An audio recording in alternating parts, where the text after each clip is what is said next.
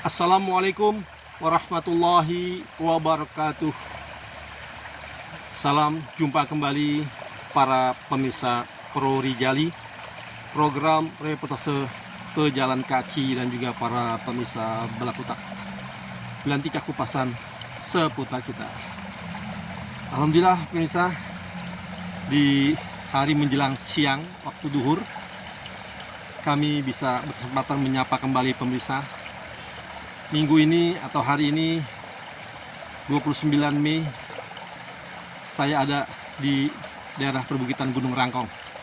Seperti biasa pemirsa, mencangkul huma-huma yang sudah setinggi-tinggi seperti ini. Dan memang sengaja kita tidak bisa melakukannya setiap hari karena diketahui kita ada di dua tempat yang berbeda. Dan alhamdulillah pada kesempatan ini saya diberikan kesempatan untuk kembali berkunjung ke perkebunan kami dan melihat tadi sawah kami baru rupanya beberapa hari lalu dipanen, dan kini kami kembali mengerjakan kebun-kebun pohon keras kami seperti alpukat. Alhamdulillah sudah tumbuh, semakin tumbuh, mungkin sudah 2 meteran sekarang. Humanya banyak dan sistemnya kita bersihkan humanya lalu kita tumpukan di sekeliling batang pohon ini. Alhamdulillah nampaknya mungkin musim sudah akan berganti pemirsa, sudah akan memasuki musim panas namun masih ada hujan.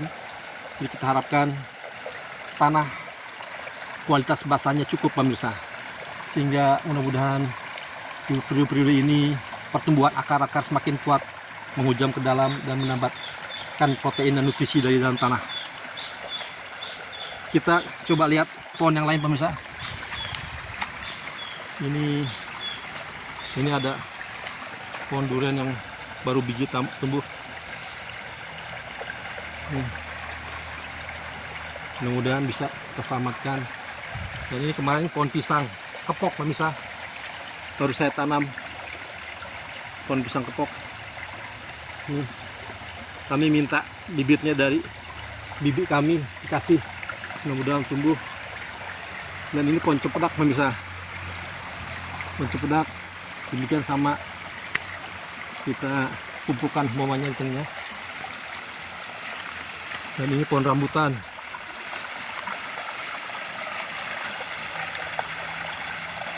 pemirsa. Sana pohon duriannya dan mangga.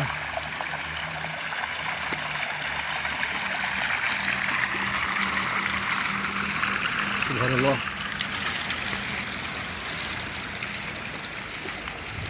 Nah, ini durian pemirsa, walaupun daunnya masih berguguran, kita berharapkan dengan kualitas air yang cukup, tidak terlalu basah, insya Allah akarnya bisa menghujam ke dalam lagi dan dapat makanan protein yang cukup.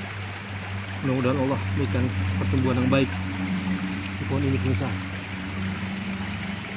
Dan salah pohon mangga gedong, memang cepat sekali pohon mangga itu pemirsa ya.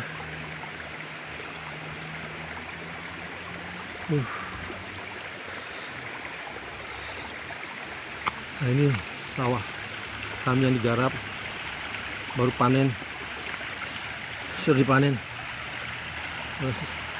Sahabat kami mudah-mudahan secara periodik bisa tanam pemirsa. Dalam kesempatan ini saya ingin juga berbagi cerita pemirsa tentang pertemuan saya dengan seorang tunanetra. Saya mendapatkan ada 2 tunanetra yang berbicara di shelter Senen ketika itu, shelter Senen. Percakapannya sangat serius, dan yang lebih menakjubkan, si tunanetra ini ternyata peka sekali terhadap lingkungan. Ketika bis yang dituju rupanya ada, tiba-tiba dengan sedikit indikasi dia langsung sigap, langsung meninggalkan teman yang sendiri dan dia naik bisnya.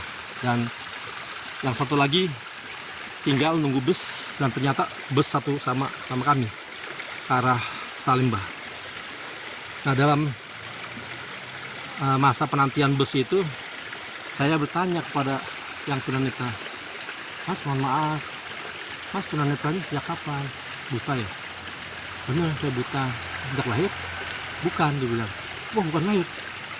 Dan saya baru 5 tahun katanya buta. Kenapa bisa buta gini?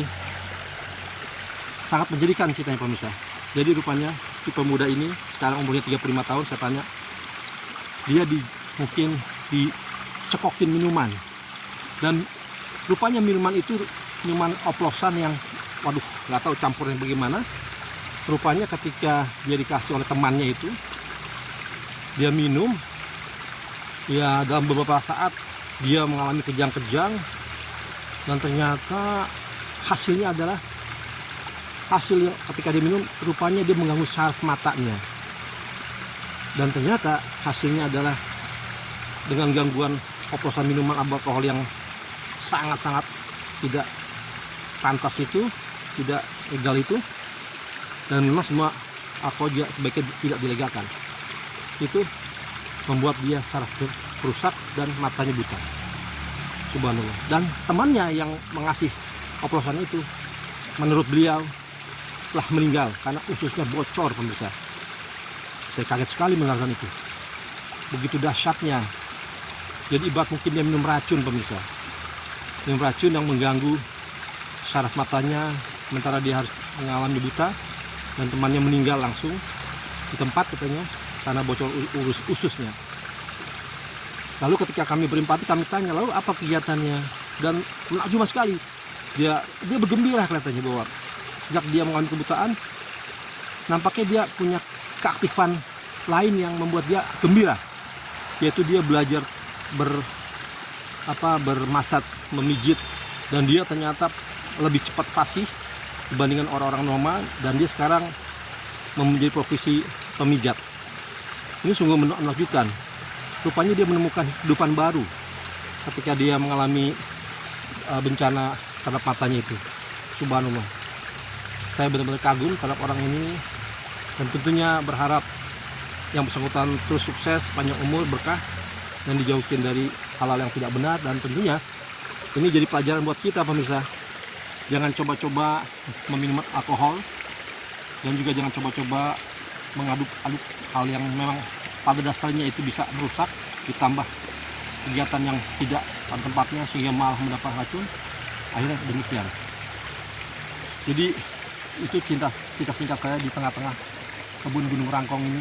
Mudah-mudahan daerah kita terbebas dari ancaman-ancaman narkotika dan juga minuman keras, sehingga generasi kita bisa terlindungi dan terselamatkan. Pemirsa, setelah itu ya kami mohon doa pemirsa, senantiasa doa terus agar lingkungan kami tetap terjaga, lingkungan alamnya, udaranya, airnya. Yang pemirsa dengar itu ada gemercik-gemercik air, pemirsa. Air yang disalurkan. Itu airnya. Terus sampai ke sana. Dan air ini berasal dari Gunung Rangkong, pemirsa. Rangkaian Gunung Rangkong, ke arah sana adalah Gunung Karang. Demikian pemirsa, salam dari kami. Semoga pemirsa dalam keadaan sehat walafiat. Kita ketemu lagi, dan insya Allah pohon ini tumbuh dewasa terus, besar-besar, dan insya Allah memberikan hasil. Insya Allah bisa dimanfaatkan juga buat warga sekitar dan kita semua. Assalamualaikum warahmatullahi wabarakatuh. Waalaikumsalam warahmatullahi wabarakatuh.